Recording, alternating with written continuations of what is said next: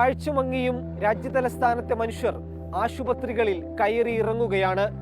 രാജ്യതലസ്ഥാനം പൂർണ്ണമായും വിഷപ്പുകയിൽ മുങ്ങിയിരിക്കുന്നു. ഈ നഗരം ഇങ്ങനെ ഗ്യാസ് ചേംബറായി തുടങ്ങിയിട്ട് കൊല്ലങ്ങളായി. ഇന്നുവരെ ഒരു പരിഹാരവും കണ്ടെത്താൻ സാധിക്കാത്തതിൽ ഭരണകൂടത്തിന് വലിയ പങ്കുണ്ട്. എന്താണ് ഡൽഹിക്ക് സംഭവിക്കുന്നത്? ഡൽഹി ഇങ്ങനെയായിരുന്നോ? എന്താണ് ഇനിയൊരു പരിഹാരം?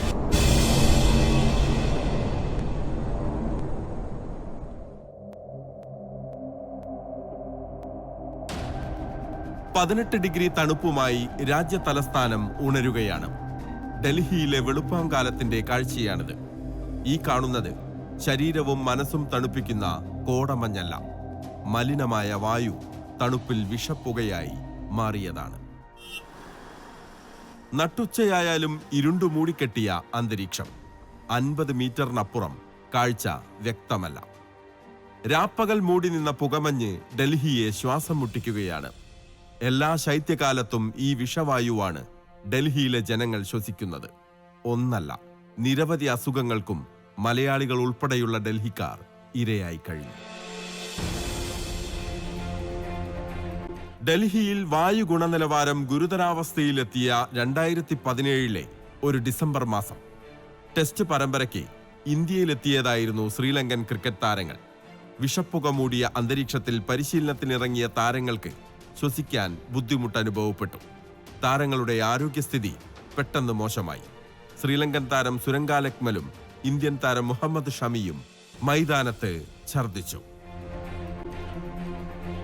വിശ്രമിക്കാൻ റെസ്റ്റ് റൂമിലെത്തിയപ്പോൾ മറ്റു ചിലരും ഛർദ്ദിച്ചു.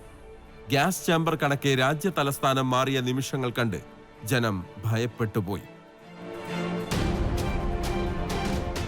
വർഷാവർഷം മലിനീകരണത്തിന്റെയും പുകമഞ്ഞിന്റെയും പേരിലെത്തുന്ന നിർഭാഗ്യത്തെ പഴിക്കുകയാണ് ഡൽഹിക്കാർ. ശൈത്യകാലം അടുക്കും തോറും ഡൽഹിയിലെ വായു മലിനീകരണ തോതും കൂടിക്കൊണ്ടിരുന്നു. അത്യാവശ്യത്തിന് ഒന്ന് പുറത്തിറങ്ങാൻ പോലും സാധിക്കാത്ത തരത്തിൽ വിഷപ്പുക ഡൽഹിയെ മൂടിയിരിക്കുകയാണ്. വിദ്യാഭ്യാസ സ്ഥാപനങ്ങൾ അടച്ചിട്ടും വർക്ക് ഫ്രം ഹോം ഏർപ്പെടുത്തിയും വാഹന നിയന്ത്രണങ്ങൾ കൊണ്ടുവന്നും മലിനീകരണത്തെ നിയന്ത്രിക്കാനുള്ള നടപടികൾ തേടി പരക്കം പായുകയാണ് അധികൃതർ. പ്രധാനപ്പെട്ട ജംഗ്ഷനുകളിലും റോഡുകളിലുമെല്ലാം സ്ഥാപിച്ചിരിക്കുന്ന വായു ഗുണനിലവാര സൂചികകൾ അപകടകരമായ തോതിലേക്ക് കൂപ്പുകുത്തുമ്പോൾ ഞങ്ങൾ ഇനി എന്തു ചെയ്യണമെന്ന് ചോദിക്കുകയാണ് തലസ്ഥാനവാസികൾ. മലിനീകരണം നിയന്ത്രിക്കാൻ 200-ലധികം ആന്റി സ്മോഗ് ഗണ്ണുകൾ ഉപയോഗിച്ച് വെള്ളം തളിക്കുന്നുണ്ടെങ്കിലും വാഹനങ്ങൾക്ക് നിയന്ത്രണം ഏർപ്പെടുത്തിയിട്ടുണ്ടെങ്കിലും ഒന്നും ഫലം കാണുന്നില്ല. നിർമ്മാണ തൊഴിലാളികൾ, കച്ചവടക്കാർ, ഓട്ടോ തൊഴിലാളികൾ തുടങ്ങി സാധാരണക്കാരനാണ് മലിനീകരണത്തിന്റെ ദുരിതം ഏറ്റവും അധികം അനുഭവിക്കുന്നത്. जैसे हम 17-18 घंटे रोड पर रहते हैं तो रोड पर रहने पे हमें सांस फूलता है और आंखों में शिकायत आती है. अभी ये मेरा एक ही हफ्ते से आंखों पे चश्मा लगा है, आंखों में मिर्चें लग रही थी, दूर से धुंधला दिखाई दे रहा है. ഒന്ന് ഏറ്റവും കൂടുതൽ ഈ പൊല്യൂഷൻ അഫക്റ്റ് ചെയ്യുന്നത് പോലെയുള്ള സ്ഥലങ്ങളിലാണ് അവർ താമസിക്കുക പോലും ചെയ്യുന്നത്. അപ്പോൾ ആ ഒരു തലത്തിൽ അവരുടെ ജീവിതത്തെയാണ് ഏറ്റവും ബാധിക്കുന്നത്. അതുപോലെ തന്നെ ഈ വിലക്കയറ്റത്തിൻ്റെതായ ഒരു സമയത്ത് ഭക്ഷണം പോലും നേരാവണ്ണം കഴിക്കാനില്ലാത്ത ആളുകൾക്ക് അതവരുടെ ആരോഗ്യത്തെ ഏറ്റവും ബാധിക്കും, എല്ലാ ജനങ്ങളെയും ബാധിക്കുന്ന പോലെ. അതിൽ കൂടുതൽ ഏറ്റവും കൂടുതൽ അസംഘടിത മേഖലയിലാണ് തൊഴിലാളികളുള്ളത്. അതിലേതാണ്ട് 4 ലക്ഷത്തോളം വരും നിർമ്മാണ മേഖലയിലെ മാത്രം തൊഴിലാളികൾ. അപ്പോൾ നിർമ്മാണ മേഖലയിലെ പ്രവർത്തനങ്ങൾ ഈ പൊല്യൂഷൻ്റെ പേരിൽ ഇത് നിർത്തിവെച്ചിരിക്കുകയാണ്. അപ്പോൾ അവർക്ക് തൊഴിലില്ലായ്മയുടെയും കൂടെ പ്രശ്നം അഡീഷണലായിട്ട് നേരിടേണ്ടി വരികയാണ്. ലോകത്തിലെ ഏറ്റവും മോശം വായുവുള്ള നഗരങ്ങളുടെ പട്ടികയിൽ ആദ്യ സ്ഥാനത്ത് തന്നെ ഡൽഹിയുണ്ട്. വർഷാബ്ദത്തിൽ മോശമാണ് വായു ഗുണനിലവാരമെങ്കിൽ വർഷാവസാനമാകുമ്പോൾ ഗുരുതരാവസ്ഥയിലേക്കും അതീവ ഗുരുതരാവസ്ഥയിലേക്കും മാറും. ശൈത്യകാലത്ത് കർഷകർ വൈക്കോലുകൾ കത്തിക്കുന്നതിന് വലിയ പഴി കേൾക്കുമെങ്കിലും വാസ്തവത്തിൽ ആകെ അന്തരീക്ഷ മലിനീകരണത്തിന്റെ 30% മാത്രമേയുള്ളൂവെന്ന് സർക്കാർ തന്നെ സമ്മതിക്കുന്നുണ്ട്. വായു മലിനീകരണത്തിന് വൈക്കോൽ കത്തിക്കൽ കാരണമാകുന്നുണ്ടെന്ന് ഭൗമശാസ്ത്ര മന്ത്രാലയത്തിന് കീഴിലുള്ള പ്രവചന ഏജൻസിയായ സഫറും റിപ്പോർട്ട് ചെയ്യുന്നു. അയൽ സംസ്ഥാനങ്ങളായ ഹരിയാന, ഉത്തർപ്രദേശ്, പഞ്ചാബ് എന്നിവിടങ്ങളിലാണ് കൂടുതൽ വൈക്കോലുകൾ കത്തിക്കുന്നത്.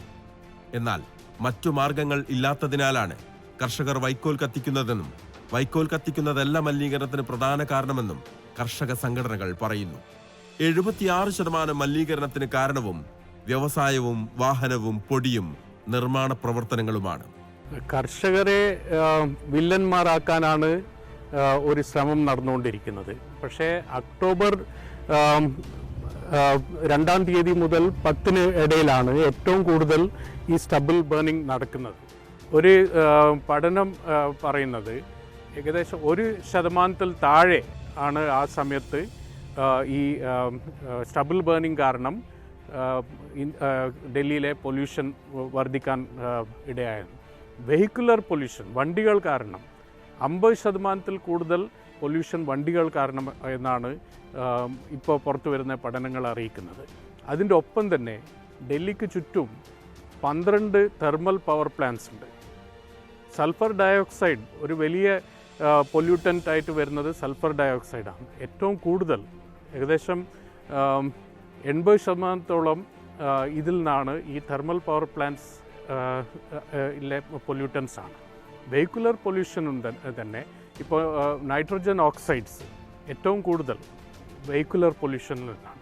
അപ്പോൾ കർഷകരെ ഇതിന് പിന്നിൽ കർഷകരാണ് എന്ന രീതിയിൽ വരുത്തി തീർക്കാനാണ് വലിയ രീതിയിൽ ഈ സർക്കാരും മീഡിയയിലെ ഒരു വിഭാഗവും ശ്രമിച്ചുകൊണ്ടിരിക്കുന്നത്. ഓരോ ശൈത്യകാലത്തും ഡൽഹിയിലെ വായു മലിനീകരണ തോത് കൂടി വരികയാണ്. മലിനീകരണത്തിലേക്ക് നയിക്കുന്ന കാരണങ്ങളെക്കുറിച്ച് വ്യക്തമായ ഉത്തരങ്ങളുണ്ടെങ്കിലും കൃത്യമായ നടപടികൾ സ്വീകരിക്കാത്തതാണ് ഡൽഹിയെ ശ്വാസം മുട്ടിക്കുന്നതിലേക്ക് നയിക്കുന്നത്. ഡൽഹിയുടെ കാലാവസ്ഥയും ഭൂപ്രകൃതിയും അന്തരീക്ഷ മലിനീകരണത്തിൽ വലിയ ഘടകമാണ്. രാജ്യ തലസ്ഥാനത്തെ വടക്കു കിഴക്കൻ ഭാഗത്ത് താർ മരുഭൂമിയും തെക്ക് പടിഞ്ഞാറൻ ഭാഗത്ത് ഹിമാലയൻ മലനിരകളുമാണ്. ഡൽഹിക്ക് പുറത്തുള്ള തീരപ്രദേശത്ത് നിന്നും വീശുന്ന കാറ്റ് പുറത്ത് കടക്കാൻ സാധിക്കാത്ത വിധം ഡൽഹിയിൽ തങ്ങി നിൽക്കുന്നതാണ് അവസ്ഥ പലപ്പോഴും മോശമാക്കുന്നത്. ഭൂപ്രകൃതിയിലും കാലാവസ്ഥയിലും ഒന്നും മാറ്റം വരുത്താൻ സാധിക്കാത്ത സാഹചര്യത്തിൽ മനുഷ്യസാധ്യമായ ഘടകങ്ങളിൽ യുദ്ധകാലാടിസ്ഥാനത്തിൽ ഇടപെടുക എന്നത് മാത്രമാണ് മുന്നിലുള്ള ഏക പോംവഴി. ഈ ഡൽഹിയിലെ ഇപ്പോഴത്തെ ഒരു അന്തരീക്ഷത്തിൽ എന്ന് പറഞ്ഞു കഴിഞ്ഞാൽ നമുക്ക് മഞ്ഞ് മാത്രം പറയാൻ പറ്റില്ല. ഇപ്പോൾ അതിനേക്കാൾ ഉപരി ഇപ്പോൾ നമ്മൾ നേരിട്ടുകൊണ്ടിരിക്കുന്ന ഒരു വലിയ പ്രശ്നം എന്ന് പറയുന്നതാണ് പൊല്യൂഷൻ, എയർ പൊല്യൂഷൻ. ഇപ്പോൾ ഈ എല്ലാവരും പറയുന്നു കഴിഞ്ഞ 2-3 ദിവസമായിട്ടാണ് പൊല്യൂഷൻ ഭയങ്കരമായി കൂടിയേക്കുന്നു എന്ന ഒരു അവസ്ഥയിലേക്ക് എത്തുന്നു എന്ന് പറയുന്നു. പക്ഷേ ശരിക്കും അതിൻ്റെ സത്യാവസ്ഥ എന്ന് പറയുന്നത് കഴിഞ്ഞ ഒരാഴ്ച അല്ലെ 2 ആഴ്ചത്തെ AQI എയർ ക്വാളിറ്റി ഇൻഡെക്സ് നമ്മൾ എടുത്തു നോക്കുകയാണെങ്കിൽ 400-ന് മുകളിലാണ്. കണ്ടിന്യൂസ്ലി അത് 400-ന് മുകളിലായിട്ട് തന്നെയാണ് പോയിക്കൊണ്ടിരിക്കുന്നത്. പക്ഷേ ഈ കഴിഞ്ഞ 2 ദിവസമായി സംഭവിച്ചതെന്ന് പറഞ്ഞാൽ പെട്ടെന്ന് അന്തരീക്ഷ ക്ലൈമറ്റ് മാറി. അപ്പോൾ തണുപ്പ് കൂടുമ്പോൾ സംഭവിക്കുന്നതെന്ന് പറഞ്ഞു കഴിഞ്ഞാൽ നമ്മുടെ ഭൂമിയോടുള്ള അടുത്ത ഒരു ലെയറിൽ ഈ പൊല്യൂട്ടൻസ് എല്ലാം ട്രാപ്പാവും. അതായത് അതിന് ഒരുപാട് ഉയരത്തിലേക്ക് പറന്നു പൊങ്ങാൻ കഴിയാത്തൊരവസ്ഥ വരും. അപ്പോൾ അതിലൂടെയാണ് ഇത്രയും കൂടുതൽ പൊല്യൂഷൻ ഇവിടെ ഉണ്ടാകുന്നത്. അന്തരീക്ഷ മലിനീകരണം അതിന്റെ എല്ലാ സീമകളും ലംഘിച്ച് ഡൽഹിയിൽ വിഷപ്പുകയുടെ വിരുന്നൊരുക്കുമ്പോൾ അത് മനുഷ്യരിലുണ്ടാക്കുന്നത് അതീവ ഗുരുതര ആരോഗ്യ പ്രശ്നങ്ങളാണ്. ദിവസവും 25 മുതൽ 30 സിഗരറ്റ് വരെ വലിച്ചാലുണ്ടാകുന്ന അത്രയും ആരോഗ്യ പ്രശ്നങ്ങളാണ് ഇവിടെയുള്ള വായു ശ്വസിക്കുന്നത് കൊണ്ടുണ്ടാകുന്നതെന്ന് ആരോഗ്യ വിദഗ്ധർ വിലയിരുത്തുന്നു. നഗ്നനേത്രങ്ങളിൽപ്പെടാത്ത കണികാ പദാർത്ഥങ്ങളും ഗുരുതര ആരോഗ്യ പ്രശ്നങ്ങൾ ഉണ്ടാക്കുന്ന വാതകങ്ങളുമാണ് ഡൽഹിയിലെ വായു ശ്വസിക്കുന്നതിലൂടെ മനുഷ്യ ശരീരത്തിൽ എത്തുന്നത്. PM2, PM10, nitrogen dioxide, sulphur dioxide തുടങ്ങിയവ ശ്വാസകോശത്തിലെത്തുന്നു. ഇവ പിന്നീട് രക്തത്തിൽ കലരുന്നതിലൂടെ ഗുരുതര ആരോഗ്യ പ്രശ്നങ്ങൾ ഉണ്ടാകുന്നു. വാഹനങ്ങളിൽ നിന്നും വ്യവസായശാലകളിൽ നിന്നും ചാണകവും മാലിന്യങ്ങളും കത്തിക്കുന്നതിൽ നിന്നുമാണ് ഇവ അന്തരീക്ഷത്തിലെത്തുന്നത്. വായു ഗുണനിലവാര സൂചിക ഗുരുതര വിഭാഗമായ 400-ഉം കടന്ന് 700-ന് മുകളിൽ എത്തിയതോടെയാണ് ഇത് വലിയ ആരോഗ്യ പ്രശ്നങ്ങളിലേക്ക് നയിക്കുമെന്ന ആശങ്ക ശക്തമായിരിക്കുന്നത്. നിരന്തരമായ ചുമ, വിട്ടുമാറാത്ത പനി, കണ്ണുനീറ്റൽ എന്നിവയാണ് ഡൽഹി നിവാസികൾ പ്രധാനമായും അനുഭവിക്കുന്ന ആരോഗ്യ പ്രശ്നങ്ങൾ. കഴിഞ്ഞ 23 കൊല്ലം ഞാൻ കണ്ടൊരു വ്യത്യാസം, ഈ അസുഖം പ്രത്യേകിച്ച് ഈ വിൻ്റർ സമയത്ത്, ഈ മഞ്ഞുകാല തുടങ്ങുന്ന സമയത്ത് ഈ കടുത്ത വായു മലിനീകരണം കൊണ്ടുള്ള അസുഖം വല്ലാതെ കൂടി വരിക. ഓരോ വർഷം കഴിയുന്തോറും ഇതിൻ്റെ ഇൻറ്റൻസിറ്റി, ആളുകൾക്കുണ്ടാകുന്ന രോഗാവസ്ഥയുടെയും കാഠിന്യം കൂടി വരികയാണ്. സാധാരണഗതിയിൽ ഏത് ചികിത്സാ സമ്പ്രദായം സ്വീകരിക്കുന്ന രോഗികളാണെങ്കിലും അവർ ഈ രോഗം വിട്ടുമാറാൻ ഒരുപാട് സമയമെടുക്കുന്നുണ്ട്. പ്രത്യേകിച്ചും കൊച്ചു കുട്ടികളിൽ, പ്രായമുള്ള ആൾക്കാരിൽ, ഈ ആസ്മ അല്ലെങ്കിൽ അലർജി പോലെ അസുഖമുള്ള ആൾക്കാർ, ഹൃദ്രോഗമുള്ള ആൾക്കാർ, ഇവരുടെ എല്ലാം ഈ രോഗം വളരെ കടുത്ത പ്രശ്നങ്ങൾ ഉണ്ടായിക്കൊണ്ട്, ആരോഗ്യ പ്രശ്നം ഉണ്ടായിക്കൊണ്ടിരിക്കും. ഇന്നൊരു പ്രതിവിധിയായിട്ട് നമ്മൾ പല പ്രാവശ്യവും ആൾക്കാരുടെ നമ്മൾ ഒരുപാട് ഉപദേശിക്കാറുണ്ട്. നിങ്ങൾ പുറത്ത് പോകുമ്പോൾ മാസ്ക് ഉപയോഗിക്കാൻ പറയാറുണ്ട്. നിങ്ങൾ പുകയുള്ള സ്ഥാപനങ്ങളിലോ അല്ലെങ്കിൽ അങ്ങനെയുള്ള വാഹനങ്ങൾ ഉപയോഗിക്കാതിരിക്കാൻ ഗവൺമെൻറ് നിർദ്ദേശിക്കാറുണ്ട്. ഇതെല്ലാം പറഞ്ഞിട്ടും ഈ രോഗത്തിൻ്റെ കാഠിന്യം കൂടി വരികയാണ്. ഇതിന് പ്രധാന ഒരു കാരണം കാണുന്നത് ഡൽഹിയിലേക്ക് കാലാവസ്ഥ, പ്രത്യേകിച്ചും തീരെ വായു സഞ്ചാരമില്ലാത്തൊരവസ്ഥയാണ് ഈ വിൻ്റർ തുടങ്ങുമ്പോൾ ഉണ്ടാകുന്നത്. അതിന് കാലാവസ്ഥ വ്യതിയാനം ഒരു കാരണമായിരിക്കും. കാരണം ഈ നമ്മുടെ ഡൽഹിയുടെ കാലാവസ്ഥ എന്നുള്ള ചുറ്റുമുള്ള സംസ്ഥാനങ്ങളുടെ കാലാവസ്ഥയിൽ വളരെ ബന്ധപ്പെട്ടതാണ്. ഇപ്പോൾ ഇന്ന് അല്ല പെട്ടെന്ന് കാശ്മീരിൽ മഞ്ഞ് വീഴ്ചയുണ്ട്. അപ്പോൾ ഇവിടെ വളരെ പെട്ടെന്ന് രാവിലെ തണുപ്പുണ്ടായി. ഈ പുകയും ഈ തണുപ്പും കൂടി ഒരു സ്മോഗ് എന്നൊരവസ്ഥ ഉണ്ടാക്കിയിട്ട് വളരെ കടുത്ത ബുദ്ധിമുട്ടുണ്ടാക്കാറുണ്ട്. അത് ഏറ്റവും കൂടുതൽ നമ്മൾ ഫീൽ ചെയ്യുന്നത് ആൾക്കാർ രോഗികളെന്ന് പറയുന്നത് അവർക്ക് നടക്കുമ്പോൾ, പ്രത്യേകിച്ചും പ്രായമുള്ളവർക്ക് പടിക്കെട്ട് കയറുമ്പോൾ വടുത്ത ശ്വാസമുള്ളുണ്ടാവുക, കണ്ണ് ചൊറിച്ചിലുണ്ടാവുക, നെഞ്ചിനകത്ത് ഭാരം പോലെ തോന്നുക, വല്ലാതെ ബുദ്ധിമുട്ട്, ചുമ വന്നാൽ പോകാതിരിക്കുക, രാത്രി ഉറങ്ങാൻ പറ്റാതിരിക്കുക, ഇങ്ങനെയുള്ള ഒരുപാട് രോഗാവസ്ഥയുണ്ട്. അപ്പോൾ ഇതെല്ലാം തന്നെ ഈ കടുത്ത വായുമലിനീകരണം കൊണ്ട് മാത്രമാണ് ഉണ്ടാക്കിയിട്ടുള്ളത്. അത് നമ്മുടെ എല്ലാവരുടെയും ഈ സാധാരണ പറയുന്ന ലങ് ഏജ് എന്ന് പറയും, നമ്മുടെ പ്രായവും നമ്മുടെ ശ്വാസകോശത്തിൻ്റെ പ്രായവും തമ്മിലൊരു കമ്പാരിസൺ ഉണ്ട്. അത് വളരെയധികം കൂടുതലാണ്. ഒരു ദിവസം 10-30 സിഗരറ്റ് വലിക്കുന്ന ആളിൻ്റെ അവസ്ഥയിലാണ് സാധാരണ, എളുപ്പത്തിൽ പറയാം, ഒരു സാധാരണ അത്രയും മാത്രം മലിനമായ വായുവാണ് സാധാരണ ഒരു ഡൽഹിക്കാരൻ ഒരു ദിവസം ശ്വസിക്കുന്നത്. ഒരു വ്യക്തിയുടെ 7 മുതൽ 8 വർഷം വരെ കുറയ്ക്കാൻ ഈ വിഷപ്പുകയ്ക്ക് സാധിക്കുമെന്നാണ് യൂണിവേഴ്സിറ്റി ഓഫ് ചിക്കാഗോയുടെ പഠന റിപ്പോർട്ട് പറയുന്നത്. ഇത് ക്യാൻസർ മൂലമുള്ള മരണങ്ങൾ വർദ്ധിപ്പിക്കാമെന്നും ചൂണ്ടിക്കാട്ടപ്പെടുന്നു. മലിനീകരണ തോത് കൂടിയതോടെ അസുഖങ്ങളുമായി ആശുപത്രിയിലെത്തുന്ന രോഗികളുടെ എണ്ണം 40% കൂടി എന്നതാണ് കണക്കുകൾ.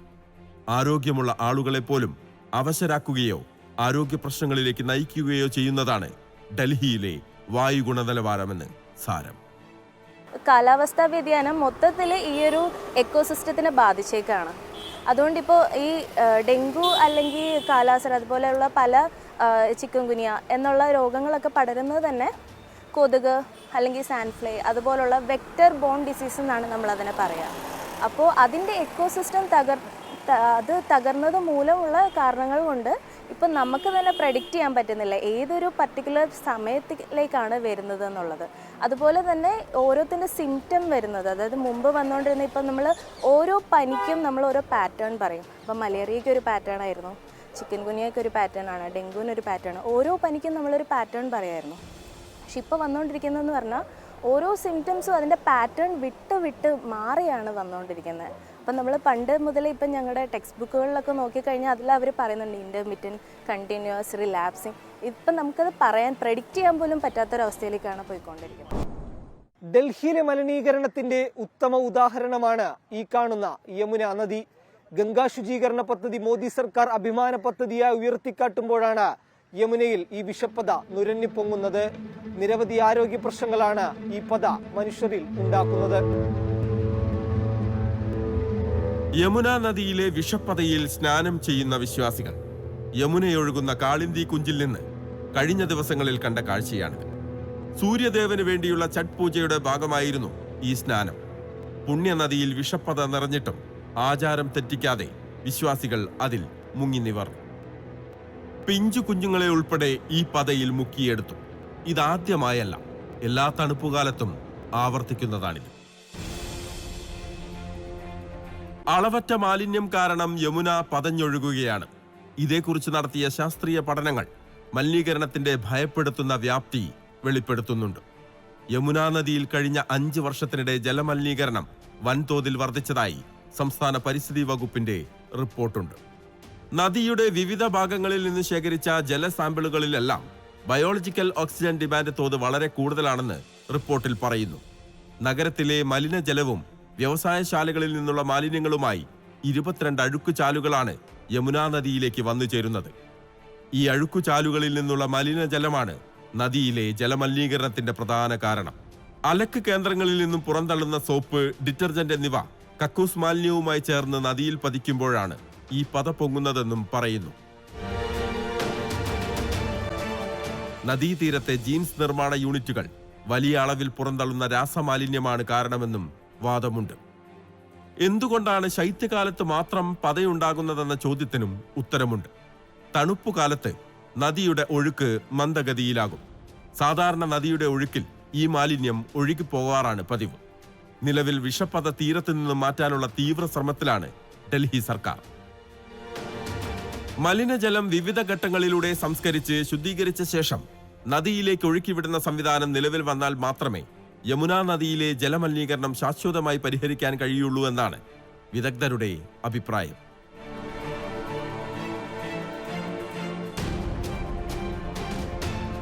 വായു മലിനീകരണവുമായി ബന്ധപ്പെട്ട ഹർജികൾ സുപ്രീം കോടതിയുടെ മുന്നിൽ എല്ലാ വർഷവും എത്തും. രൂക്ഷ വിമർശനമാണ് കേന്ദ്ര സംസ്ഥാന സർക്കാരുകൾക്ക് കേൾക്കുന്നത്. കഴിഞ്ഞ ദിവസം ഡൽഹി സർക്കാരിനെ സുപ്രീം കോടതി രൂക്ഷമായി തന്നെ വിമർശിച്ചിരുന്നു. മലിനീകരണം നിയന്ത്രിക്കുന്നതിന് സർക്കാർ എന്ത് നടപടികളാണ് എടുത്തതെന്ന് കോടതി ചോദിച്ചു. Graded response action plan stage 3 നടപ്പിലാക്കാൻ വൈകിയതിനെ വിമർശിച്ച കോടതി ഇനിയൊരു ഉത്തരവുണ്ടാകുന്നതുവരെ നിലവിലെ നിയന്ത്രണങ്ങൾ പിൻവലിക്കരുതെന്ന് താക്കീത് നൽകി. ഇപ്പോൾ നമ്മൾ നോക്കുകയാണെങ്കിൽ സുപ്രീം കോടതിയുടെ ഇടപെടൽ ഇല്ലായിരുന്നെങ്കിൽ ഇന്ന് കാണുന്ന ഒരു പൊല്യൂഷൻ്റെ ഒരു 10% കൂടുതൽ നമ്മളിന്ന് അനുഭവിക്കേണ്ടി വരുമായിരുന്നു. സുപ്രീം കോടതി ഇന്നലെയും കർശനമായി തന്നെയാണ് കർശന ഡയറക്ഷനാണ് കൊടുത്തിരിക്കുന്നത് സംസ്ഥാന സർക്കാരിനും അതുപോലെ തന്നെ കേന്ദ്ര സർക്കാരിനും. മറ്റേ സ്റ്റേബിൾ ബേണിങ്ങിന് പോലും അത് വളരെ കർശനമായ അതിന് നടപടി എടുക്കണമെന്നും ഈ ഒരു മലിനീകരണം തുരത്താനായിട്ട് എന്തെല്ലാം നടപടികൾ എടുക്കണോ അതെല്ലാം ചെയ്യണമെന്നുമാണ് എല്ലാ ഏജൻസിക്കും സുപ്രീം കോടതി പറഞ്ഞിരിക്കുന്നത്. സുപ്രീം കോടതി മാത്രം വിചാരിച്ചാൽ നടക്കുന്ന കാര്യമല്ല ഇത്. സുപ്രീം കോടതിയോ അല്ലെങ്കിൽ സംസ്ഥാന സർക്കാരോ മാത്രം വിചാരിച്ചാലോ കേന്ദ്ര സർക്കാരോ മാത്രം വിചാരിച്ചോ നടക്കുന്നതല്ല. ഓരോ മനുഷ്യനും ഓരോ ഇൻഡിവിജ്വലും ഇതിന് നമ്മൾ ശ്വസിക്കുന്ന വായു ആണെന്നുള്ള ഒരു ചിന്ത എല്ലാവർക്കും വേണം. അത് നമുക്കിപ്പോൾ നിയമം അടിച്ചേൽപ്പിക്കാൻ പറ്റില്ല. അവരവരായിട്ട് തന്നെ അത് മനസ്സിലാക്കി ചെയ്യേണ്ട ഒരു കാര്യമാണിത്. ഡൽഹിയിൽ പുകമഞ്ഞ് കൂടുമ്പോൾ തലസ്ഥാനത്തെ രാഷ്ട്രീയവും കൂടെയാണ് ഒപ്പം പുകയുന്നത്. മലിനീകരണത്തെ ചൊല്ലി ഡൽഹി ഭരിക്കുന്ന ആം ആദ്മി സർക്കാരും കേന്ദ്രം ഭരിക്കുന്ന BJPയും തമ്മിലുള്ള പോര് രൂക്ഷമാണ്. മലിനീകരണ തോത് കൂടുന്നതിൽ കേന്ദ്ര സർക്കാരിനെ പഴിക്കുകയാണ് ഡൽഹി സർക്കാർ. BJP ഭരിക്കുന്ന സംസ്ഥാനങ്ങളിൽ വൈക്കോൽ കത്തിക്കുന്നത് കൂടിയെന്നും മലിനീകരണത്തിൽ കേന്ദ്ര സർക്കാർ രാഷ്ട്രീയം കളിക്കുകയാണെന്നും ദില്ലി മുഖ്യമന്ത്രി അതിഷി കുറ്റപ്പെടുത്തുന്നു. കേന്ദ്ര സർക്കാർ ആവശ്യമായ നടപടികൾ സ്വീകരിക്കാതെ സംസ്ഥാന സർക്കാരിനെ പ്രതിക്കൂട്ടിലാക്കുകയാണെന്നാണ് ആം ആദ്മി സർക്കാരിന്റെ വാദം. ഇതിൽ ഭരണത്തിലിരിക്കുന്ന എല്ലാവർക്കും തന്നെ ഇതിൻ്റെ അകത്ത് കൃത്യമായ പങ്കുണ്ട്. അതിപ്പോൾ മുനിസിപ്പാലിറ്റി ഭരിക്കുന്നവരായാലും സംസ്ഥാനം ഭരിക്കുന്നവരായാലും കേന്ദ്രം ഭരിക്കുന്നവരായാലും ഭരണത്തിലിരിക്കുന്നവർ അവരുടേതായ ജോലി ചെയ്തെങ്കിൽ ഈ പൊല്യൂഷൻ പ്രശ്നത്തെ പരിഹരിക്കാൻ പറ്റും. ഉദാഹരണത്തിന് നമ്മൾ നോക്കുകയാണെങ്കിൽ മുനിസിപ്പാലിറ്റി ഈ രാജ്യത്തെ എല്ലാ മുനിസിപ്പാലിറ്റികളും തന്നെ സോളിഡ് വേസ്റ്റ് കത്തിക്കുകയാണ്. അന്നേരം അതിന് പരിഹാരമായി എന്തെങ്കിലും സാങ്കേതികവിദ്യ ഉപയോഗിച്ച് അത് കത്തിക്കുന്നതിന് പകരം വേറെ എന്തെങ്കിലും രീതിയിൽ ആ മാലിന്യ നിർമ്മാർജ്ജനത്തിന് നമ്മൾ ചെയ്യുകയാണെങ്കിൽ പൊല്യൂഷൻ്റെ അളവ് കുറയും. അതിന് ആൾക്കാർ ചെയ്യുന്നില്ല. പിന്നെ രണ്ടാമത് നമ്മൾ പറയുന്ന വാഹനങ്ങളിൽ നിന്നുള്ള പൊല്യൂഷൻ, അത് പല രാജ്യങ്ങളിലും ഇത് നേരിട്ടിട്ടുണ്ട്. അവരതിന് പരിഹാരം കാണുകയും ചെയ്തിട്ടുണ്ട്. ഇന്ത്യയിലെ ഒരു പ്രശ്നമെന്ന് പറയുന്നത് സാധാരണ ഈ വികസിത രാജ്യമാകുമ്പോൾ ഇത്ര വലിയ സാമ്പത്തിക വളർച്ച വരുമ്പോൾ ഇങ്ങനെയൊക്കെയുള്ള കാര്യങ്ങൾ സംഭവിക്കുമ്പോൾ പൊല്യൂഷൻ കൂടാറുണ്ട്. എന്നാൽ അതിനുശേഷം അതിൻ്റെ പൊല്യൂഷൻ കുറയുകയും ചെയ്യാറുണ്ട്. ഉദാഹരണത്തിന് ബീജിംഗ് പോലെയുള്ള സിറ്റികൾ ഭയങ്കര പൊല്യൂഷനുള്ള സ്ഥലങ്ങളായിരുന്നു. അവരെങ്ങനെയാണ് അതിനെ നേരിട്ടത്? ആവശ്യമുണ്ടെങ്കിൽ നടക്കും, അവർ പബ്ലിക് ട്രാൻസ്പോർട്ട് ഉപയോഗിക്കും. പക്ഷെ നമ്മുടെ രാജ്യത്ത് അങ്ങനെ വന്നിട്ടില്ല. കാരണം എന്ന് പറഞ്ഞാൽ നമ്മൾ ഡൽഹിയിലെ കൊണാട്ട് പ്ലേസിൽ എന്തുമാത്രം വലിയ വാഹനങ്ങളാണ് വരുന്നത്. അവിടുത്തെ പാർക്കിംഗ് ചാർജ് ഒരുപക്ഷെ 5-6% കൂട്ടി. ഇപ്പോൾ ലണ്ടനിൽ അങ്ങനെയാണ്. വലിയ പാർക്കിംഗ് ആണെങ്കിൽ ആൾക്കാർ പൊതുവാഹനം എടുക്കാനുള്ള സാധ്യത കൂടും. ഇവിടെ തന്നെ ഇത്രയും നല്ലൊരു മെട്രോ സംവിധാനമുള്ള സംസ്ഥാനമാണ് ഡൽഹി. പക്ഷെ എന്നാലും ആൾക്കാർ കൂടുതലും പ്രൈവറ്റായിട്ടുള്ള കാറുകൾ ഉപയോഗിക്കുകയാണ്, വലിയ വലിയ കാറുകൾ. ആ ഒരു കാര്യങ്ങൾ നമ്മൾ പരിശോധിക്കുകയാണെങ്കിൽ അതിനുള്ള പരിഹാരം എല്ലാവരും ഒന്നിച്ചു നിന്നെങ്കിൽ മാത്രമേ പറ്റുകയുള്ളൂ. അത് ഒരു സംസ്ഥാനത്തിന്റെ മാത്രം പ്രശ്നമല്ല, ഒരു രാഷ്ട്രീയ പാർട്ടിയുടെ മാത്രം പ്രശ്നമല്ല. മലിനീകരണം തടയാൻ കൃത്രിമ മഴ പെയ്യിക്കുക എന്നതാണ് ഏക വഴിയായി ഇനിയുള്ളത്. മേഘങ്ങളിൽ രാസവസ്തുക്കൾ നിക്ഷേപിച്ച് മഴ പെയ്യിക്കുന്ന ക്ലൗഡ് സീഡിംഗ് സാങ്കേതികവിദ്യ ഉപയോഗിച്ചാണ് കൃത്രിമ മഴ പെയ്യിക്കുക. വിമാനം വഴിയോ റോക്കറ്റുകൾ വഴിയോ മഴ മേഘങ്ങളിൽ സിൽവർ അയഡൈഡ് പോലുള്ള ലവണങ്ങളുടെ തരികൾ വിതറുകയാണ് ക്ലൗഡ് സീഡിംഗിൽ ചെയ്യുക. മഴ മേഘങ്ങളിലെ ജലതന്മാത്രകളെ ലവണത്തരികൾ ആകർഷിക്കുകയും ജലതന്മാത്രകൾ ചേർന്ന് മഴയായി താഴേക്ക് പതിക്കുകയും ചെയ്യും. മഴ പെയ്യിക്കാൻ കേന്ദ്രം നടപടി സ്വീകരിക്കണമെന്നാവശ്യപ്പെട്ട് 4 തവണ കത്തയച്ചിട്ടും കേന്ദ്രം തിരിഞ്ഞു നോക്കിയിട്ടില്ല എന്നാണ് സംസ്ഥാന സർക്കാരിന്റെ ആരോപണം. രാഷ്ട്രീയ പോരുകൾക്കും പരസ്പര പഴിചാരലുകൾക്കുമിടയിൽ ശ്വാസം കിട്ടാതെ വീർപ്പുമുട്ടുന്ന ഡൽഹിയിൽ സാധാരണ മനുഷ്യരെയും അവരുടെ ജീവനെയും സംരക്ഷിക്കേണ്ട കടമ കൂടി തങ്ങൾക്കുണ്ടെന്ന് ഭരണകൂടങ്ങൾ മറന്നു പോകരുത്. അറുതിയില്ലാത്ത ദുരിതമായി മാറിയ ഈ വിഷപ്പുകയിൽ നിന്ന് ഡൽഹി ജനങ്ങൾക്ക് എന്നൊരു മോചനമുണ്ടാകുമെന്ന് ആർക്കും അറിയില്ല. സർക്കാരുകൾ തമ്മിലുള്ള പഴിചാരലുകൾ അവസാനിപ്പിച്ച് ഫലപ്രദമായ നടപടിയാണ് വേണ്ടത്. അല്ലെങ്കിൽ ഈ മനുഷ്യരിങ്ങനെ ശ്വാസം കിട്ടാതെ നീറി ജീവിക്കേണ്ടി വരും.